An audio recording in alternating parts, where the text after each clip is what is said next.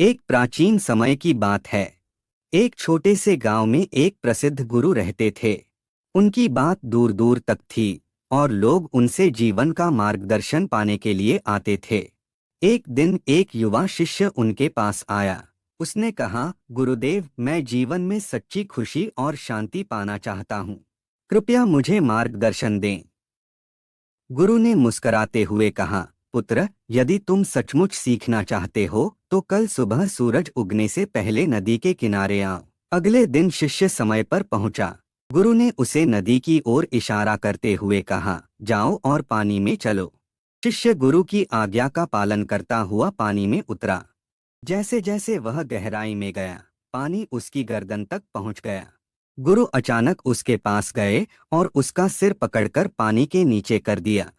शिष्य संघर्ष करने लगा। कुछ ही क्षणों बाद, जब वह लगभग दम तोड़ने की स्थिति में था, गुरु ने उसे पानी से बाहर निकाला। शिष्य ने गहरी सांस ली और घबराकर पूछा, गुरुदेव, आपने ऐसा क्यों किया? गुरु ने शांत स्वर में पूछा, जब तुम पानी के नीचे थे तब तुम्हें सबसे ज्यादा क्या चाहिए था? शिष्य ने तुरंत जवाब दिया, हवा, गुरुदेव। मैं केवल सांस लेना चाहता था। गुरु मुस्कराए और बोले, पुत्र, जीवन में जो सच्चा उद्देश्य है उसे पाने की लालसा भी इतनी ही तीव्र होनी चाहिए। जब तक तुम किसी चीज को पाने के लिए पूरी तरह समर्पित नहीं होगे, तब तक वह तुम्हें नहीं मिलेगी। यह संसार अनेक इच्छाओं और व्यस्तताओं से भरा है, लेकिन तुम्हें अपनी प्राथमिकता पहचाननी होगी और उसी पर ध्यान केंद्रित करना होगा। शिष्य ने उस दिन जीवन का सबसे बड़ा सबक सीखा।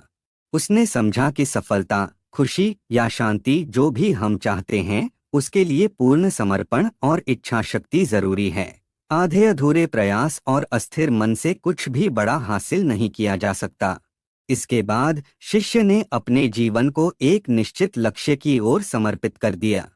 वह हमेशा अपने गुरु के इस पाठ को याद रखता, जिसने उसके जीवन की दिशा बदल दी।